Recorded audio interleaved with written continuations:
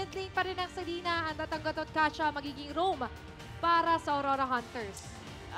Yung Gatot kasi pwede nilang i-flex pero mas napili pa rin nilang ilagay si Lanzo sa kanyang XP kasi doon sila successful. No, yung Badang sa XP kasi doon sila successful. And one more thing, based sa numbers natin na magmula nung regular season, yung Gatot Kacha, mas mataas ang win rate pag nasa roam. Mas na-maximize kasi yung kanyang Avatar of the Guardian at na-maximize din yung kanyang taunt capability. At ngayon, papasok na nga tayo sa Game 2 ng ating Grand Finals sa Onyx Nilassil laban sa Aurora Hunters.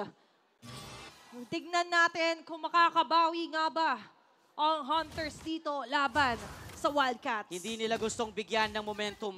Back-to-back win ang Onyx 9 Lives kasi ang hirap pigilan ng Aurora Hunters pag tuloy-tuloy na silang nananalo. Kasi nakukuha na nila yung gusto nila. Hindi na nila kailangan talagang totally mang lason para lang makakuha ng panalo. Dominantly, whenever they release some heroes, kayang-kaya nila yung i-run ng matiwasay at malinis. At yung lason, minsan mabagal lang yan umepekto eh. Oo. Nakikita naman natin, maaaring magsimula sa tapos siya kakakyat pala, no? Pero Umabot, yung nakakatakot. Pag umabot na yan sa puso, masakit na yan. Lalo na pag tumama na, di ba, nahihirapan ka na mag-isip. Dahil nga, mind games din ng MLBB. At ngayon, ay magsisimula na nga lang din na tapatan nila Escapo, even Kane. Pero ito talaga i-expect natin for Onyx 9 Lives. I-maximize yung capability ni Kane na mag-reach sa mga backline heroes ng Aurora Hunters. As early as possible, pahirapan si Escapo para mapilit din mamaya na gamitin niya yung kanyang Netherrealm pansarili lamang. And oras na mangyari yun, hindi na mamaximize yun ng Aurora Hunters sa mga team fight. Okay, medyo may nakita tayo doon. May nakita tayong kakaiba. No daw, sabi ni Dream Sanity, not on my lane. At ngayon para sa Aurora Hunters, ay di ba, they're hunting down members meron man nag-iisa dito. Tingnan nga natin, baka may bumibisita na. Paangat tayo muli dito sa mid lane na kung saan kasama na nga si Dream Sanity. Sakto, kailangan din kasi nila mag-level 4. Sakto dito sa ating unang pagong ng laban. Smooth rotation para ma-maximize yung Primal Rat dito sa turtle fight. Game number 1, premature turtle fight ang ginawa ng Aurora Hunters. Pero kumalma yung Onyx 9 Lives. Nagbago sila ng strategy, hindi sila lumaban. Ngayon sasabay sila sa pagkuha dito sa turtle natin. At nakapwesto nga dyan kanina pa itong si Insanity. Uy, sumunod! Okay, sumusunod sa galaw. Nilalush doon si Kane. Pero tila ba iba yung pinaplano nila Manila Boy. Wala pa yung jungler natin pero by time tayo, bawasan na natin yung pagong. Ang problema ngayon is matagal pa yung Pinnacle Ninja para mailabas dito. And tinake advantage yan, of course, nila Lalusha para makuha yung turtle. Yung mga call na ganun, ang galing para sa Aurora Hunters na kagad ang quick thinking na ma-maximize nila. Siyempre, pag nandito, kailangan talaga, kahit inside the game, mabilis yung adjustment mo. You have to play it by ear, by eyes, lahat. So head, shoulders, knees, and toes. Pero play it by hand. Kasi very important talaga dito yung mechanics, mga mechanical skills. Ayan. Yung mga ng ating mga players, yung kalikutan. Pero speak of malikot, ito talaga yung expect natin kay Manila Boy. Dahil malikot siya sa mapa, siya talaga ngayon expect natin na pwedeng sumalo. Tanggalin muna yung mga abyssal traps na nilalatag dito nila Sean. Para bandang baba tayo tututok. Lalo siya in Lanzu, parang nagbago isip niya. Hindi pa kaya ngayon. Tinansya lang yung voltage dito ng kanyang mga kuryente. Pero kulang pa daw. Ilang watts pa lang ba yan? Kulang pa, sabi nila Luz, para i-burst down ng isang badang. Ganun pa man, biruin mo, 3 minuto na ang nakalipas sa tahimik pang bakbakan. Torridor's Pathway, AOG, hindi tinamaan doon sa Manila Boy, pero nagaling sa likuran. Etong sila Luz, siya na kuryente, si Nosha. Doon pala masakit ang kuryente ng Joy. Naging go signal na nakita nila. Ginamit ni Nosha yung Zaman Force.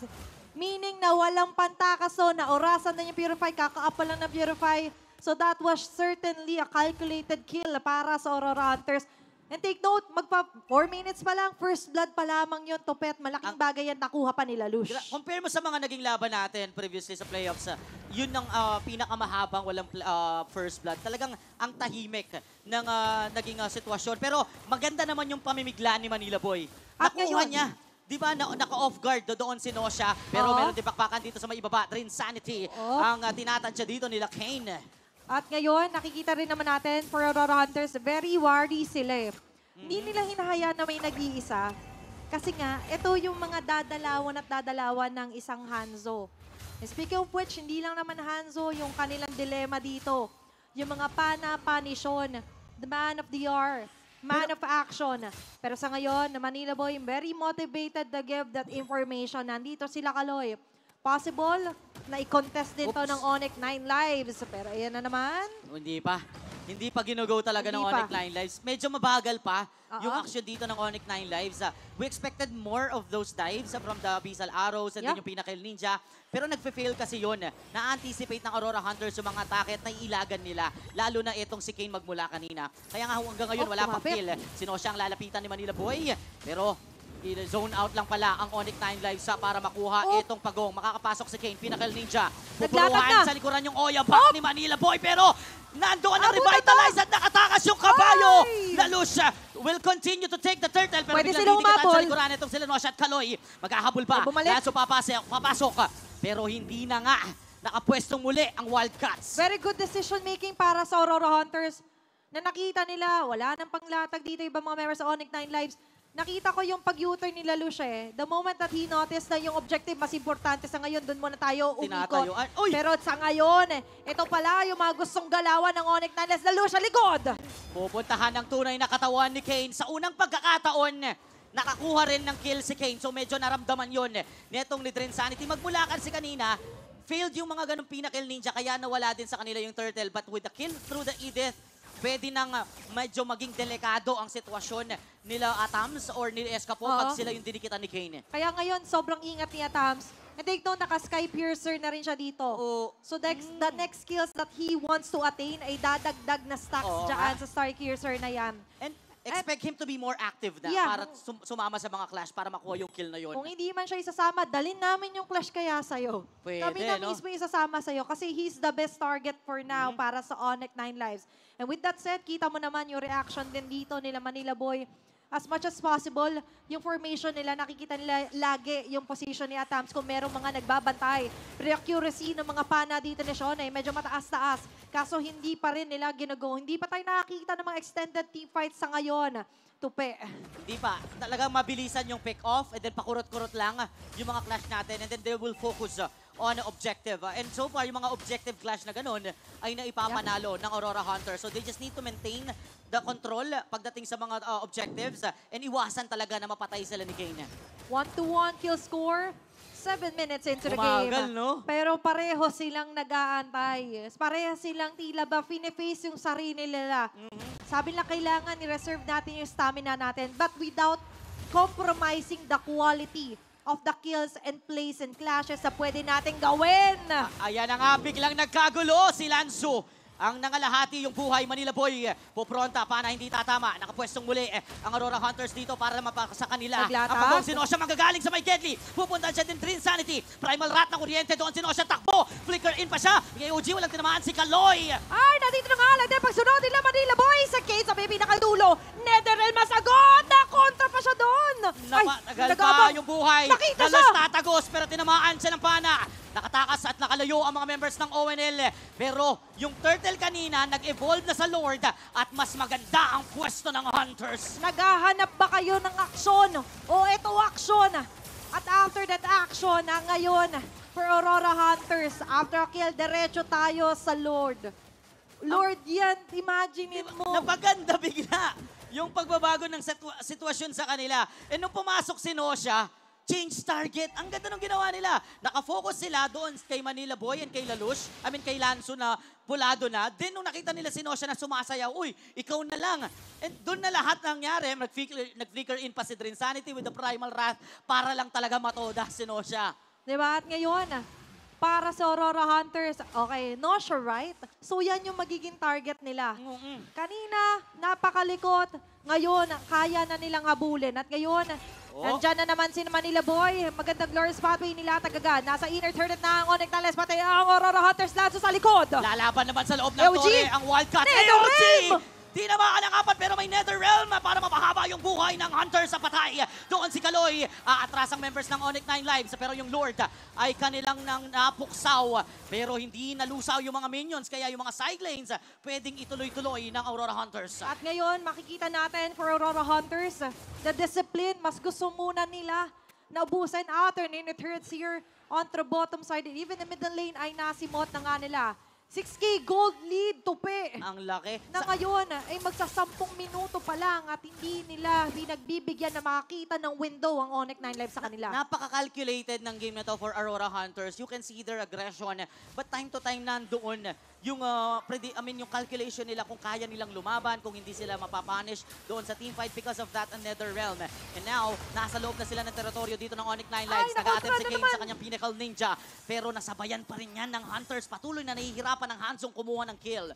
Kasi ito yung problema eh. Kapag alam mo yung mga certain na combination sa pwedeng i-attempt ng Onyx 9 Lives, kasi sobrang linis, nakikita natin yung mga arrow, tatama. Ang gagawin lang ng Aurora Hunters atras. Kung sakali medyo maipit tayo, tamaan ng AOG, isang Netherrealm lang. And without that combination, pag naibusay ng Onyx 9 Lives, sobrang vulnerable na nila. Kasi nga hindi naman pwede bumabad na matagal si Kane. After the Pinnacle Ninja, sobrang vulnerable na nga nila sa atake! Ang ganda na naman nung glorious pathway na yon. Lumaban ang harapan ng mga members ng Onyx 9 Lives kasi may dalawang torre sila na napagitna pa ang Hunters sa pana. Tumama doon kay Trinsanity. Aatras ang call dito ng Hunters. Nag-reset din ng Onyx 9 Lives. At ito yung tricky eh. Nakita natin siya, Sean, may tinatamaan man yung pana niya, pero hindi iyon yung tamang tao sa ngayon. Hindi pa Si yan. Escapo, hindi niya maabot-abot. Maabot, tamaan man si Escapo, but remember, naka-purify yung Paramis na ito. Kumbaga, siya si Cupido, pero sa maling tao pa tumatama. Oo. Wala pa yung right one. Kailangan yung right one talaga. Matagal yan. And they have to patiently wait. Oo, kailangan. Kasama kasi yan sa pag-aantay kung gusto mo ng tamang tao. Pag minadali mo, masakit. Kaya Oo. ganun din ang ginagawa ng Onyx 9 Lives. Every time na may tamaan ng pana, hindi rin sila gumugo. Ang maganda kasi sa Aurora Hunters, whenever natamaan din ng pana yung mga makukunat na hero, bukas palad nilang inaabangan. Open arms. O, di ba? Ang kapunan ng Onyx 9 Lives. So, sige, pumasok kayo. Time to time, Kane. Siya yung kumakagat sa bait. Pero nakikita naman natin na nakukontra talaga siya. And the way to do Uy! it is mag-isa-isa na nga lang din yung kanilang tatargetin. Naku At doon po. nagsucceed ang Onyx 9 Lives. Take note, sila Lush pa ang kanilang nadali. Tupi. Tamang tao yun. The combination of the Abyssal Arrow and the Avatar of the Guardian connects. That's the classic Onyx. At ngayon, mahatak papasok si Lanzu onwards. Na-knock up din. Netherrealm? Sabay ng Netherrealm, sasayaw sa loob. Etong si Nosha. Atams nga lang makakapatay Kaloy. Kane sa Si likod. Kane sa likod sa kanyang Pinnacle Ninja. Nakaiwas si Si Atams. Nosha makakatras. Pero nasa loob sila Drin Sanity at tangke nila yung bala! damage. Si Atams bumato ng Death Sonata at nahuli yung tunay na katawan doon ni Kane. Dalawa ang nawawala sa Onyx 9 Lives. Di pala Atom Zero, Atoms tanggol. Grabe. Yung mga bala. With that kind of pick-up on 2K ngayon. Sana namatay man sila Lush, pero ang laki naman na magiging kapalit. A Lord onto their hands. Plus, nakikita natin na unti-unti pa rin nila nahahawakan yung mapa. Compromise na naman Biruin ang mo. vision ng Onyx 9 Lives. Biruin mo, 4v5 yon, Athena. Napanalo pa rin ng Aurora Hunters. Nauna pa na kumonekta yung mga skills ng Onyx 9 Lives. Given na wala na yung AOG. Pero grabe si Escapo, nasasalo niya lagi ang kanyang mga kakampi whenever they are on the crucial situation. Nandun yung Netherrealm. At Kane was denied once again because of that Netherrealm. It's a team effort eh. Yung Escapong pangalan, hindi lang pang sarili. Kailangan lahat sila maka-Escapo. Nakaka-escapo sila sa very crucial na mga takes dito for Uy, Onyx sakit 9 na. Lives. At kakasabi pa nga lang din natin, walang tatamaan yung araw dito na magagaling kay Sean. Pero ngayon, ang tatamaan is going to be the members of Onyx 9 Lives dahil nandito na sa may bandang gitna ang Lord na dala-dala ng Aurora Hunters. Sa gitnang tarangkahan, kakatok ang Aurora Latag. Hunters. Ito na naman yung paglatag ng Rojas Boulevard. Nito ni Manila Boy, makakapasok sa base. Ang Aurora Hunters, depensang Marino para sa Onyx 9 Lives. Zaman Force coming from Nosha para matunang yung Lord. Si Trinsanity na puruhan. Pero ito Ito naman, na naman! ang Netherrealm na Escapo. Pinasok na sila sa base. Si Kaloy yung nakuryente. Si Atams ang It's a goal! nakukuha ng pagpatay. Sila Lushima sa shutdown. Tinamaan ng pana doon sa likod si Atams. Pero may bala siya para tapusin si Chon at nakatatlo pa siya doon. Tapos ang laban. And Aurora